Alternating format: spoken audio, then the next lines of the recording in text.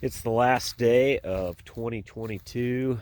Caught a little break in the weather, and I'm gonna check out the hives. Just look in the tops really quick and see how we're. So I've got all the straps off just to help this go a little bit faster here. But usually I've got all these straps. You can see the lack of fading here. These have been 2 winters now.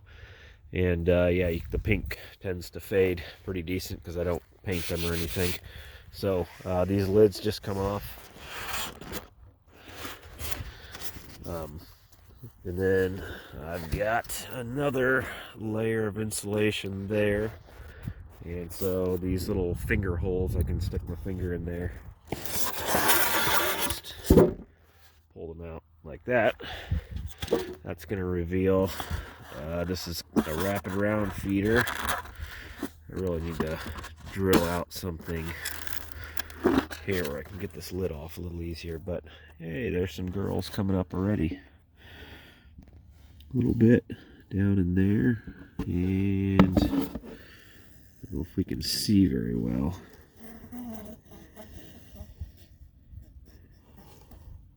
Yeah, we've got some activity in there. Hey baby, you better go back inside where it's warm.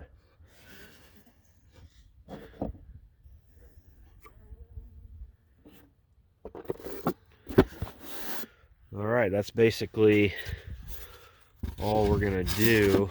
Just go down the line here. So that's that is yellow. And we're gonna check on this one. This one here is a little bit of a special case. They went into winter presumably with no queen. So I took them down to a single deep. So this is the feeder shim here, and then I just put the other deep on top with no frames in it, just to give the space here so that my the shells work still with it. So we'll get in here, get this out. So there's a rapid round. And we'll see if we've got anybody still alive in here. Now, if they don't have a queen, then basically these winter bees are just going to go through their life cycle and just die out. Oh, there's one. We've got some activity in there still. So it's way too cold to open them up and check what's actually going on in there, but either, you know, things are still just going through their cycle and just gonna still just die out, or we have a queen in there that started laying and they're gonna survive. So we will see. We've gone through that cold snap where it got down to negative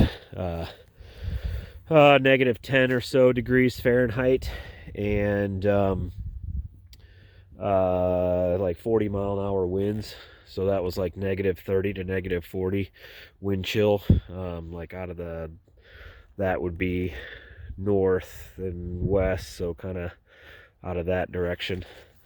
One thing on this front here, look at how dirty poopy this is here. So we've got some dysentery, diarrhea type activity there. So that's not really a good sign, but not necessarily a killer for sure. But for now, there's activity, and that's all we can really get out of that for now. This one here has got a number of dead ones on the front. So we had a little bit of a warm up here a few days ago. It actually got up to into the low 60s, 60 to 63 or something like that. And so yeah, I assume some of the undertakers were taking some of the dead ones out. So that's probably what that was there.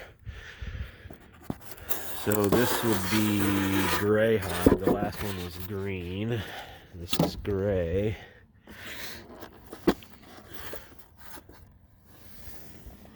Oh yeah. Nice activity right there.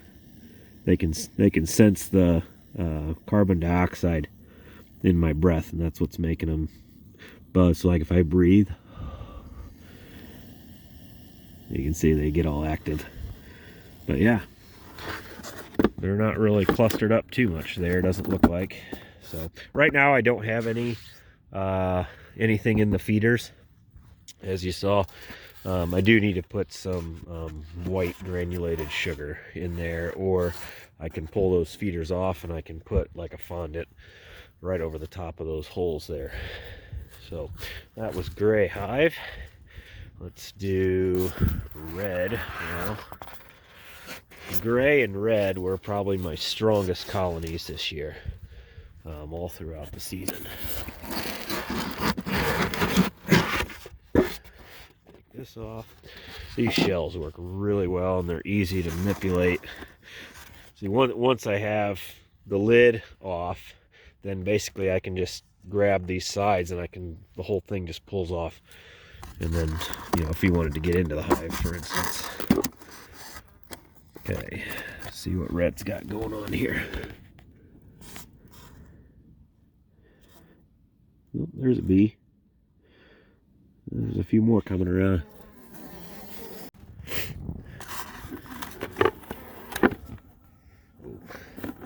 They got pretty feisty there when I opened that up and breathed a little bit. Now they're all kind of pouring up into there. So I don't want to get stung today because I don't have any protection on.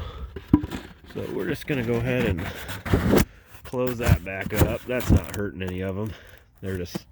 They have full access to that feeder, so they just went up into the feeder and they'll go back down as they realize it's kind of cold up there. Nothing on the fronts of these here. Got a few dead ones there. Okay, this is blue. Oh, we've got a little, I forget, it's not quite a mouse. It's one of those little short-tailed things. Moving kind of slow. That's interesting. The thing I like about these entrances here is this space is only 3/8 of an inch high, and no mouse or anything can get in there. So that's very nice because I don't have to worry about putting mouse guards on or anything like that. Okay. None of these other entrances are very dirty. There's a tiny bit of spotting, just a little bit. I even question if that's bee poop or not. But the rest of them, other than the green one there, are pretty clean.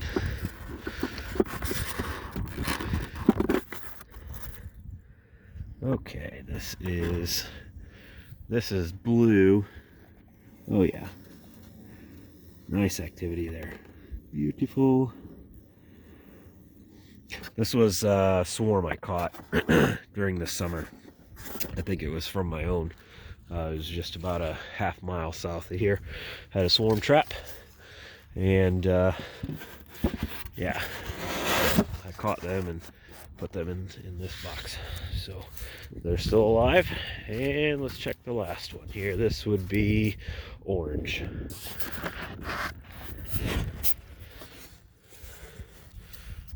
There's a little mouse friend again.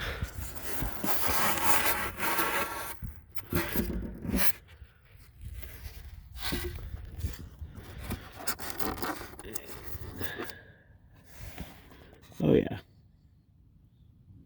right up by the feeder. The other thing I can feel, obviously you won't be able to feel this, but like I can put my hand over here and the center of my hand is warm. You can feel the warmth coming out through here. So all that heat capsule that they're creating, that we create, or that we allow to happen, I should say, by sealing this whole top off here, is really, really beneficial. You can feel that with your hand. So all six are still alive at the turn of the year, or at the end of 2022, I should say. So how I insulate my hives through winter. So you can see it's got these shells And so like these shells just pull, they can just pull straight up. I can't do it one-handed, but that's one piece, goes around all four sides. This is 2-inch of the pink foamular insulation, and then this is zip tape for like the zip systems for houses. So it's a waterproof sealant tape.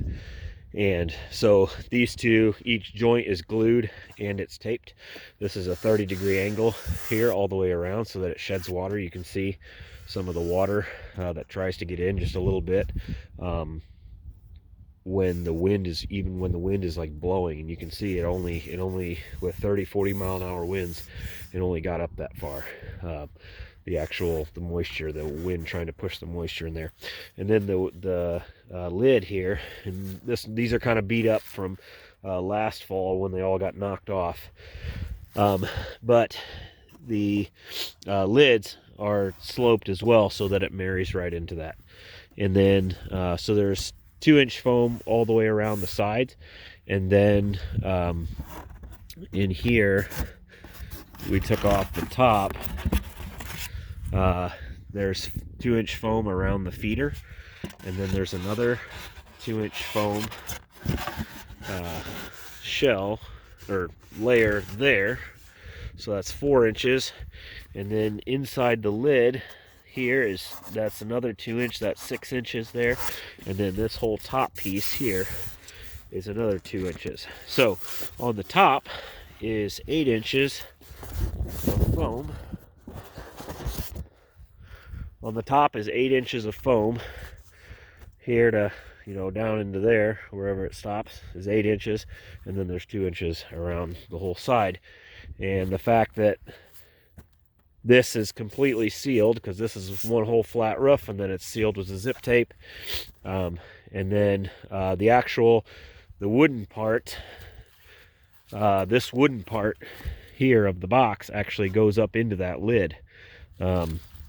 Into this groove of the lid, and so all that works together to seal that whole thing, and so that warm capsule can be created, right in this area here where all the bees are. And so that's why I always have seen over the last couple years here that I've done this, is the bees are always hanging out up here in the top, not much on the bottom.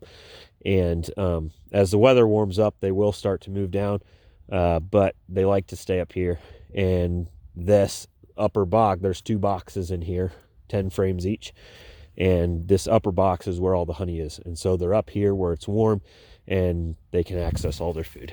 And so yeah, other than that green hive over there, which possibly might be queenless, I have every confidence that all 6 of these, maybe other than the green one, if they don't have a queen, they are going to die out at some point. But they will just do that naturally and just live the course of their life and die out naturally. Other than that one, all these, the other 5 should do really well. So thanks for watching.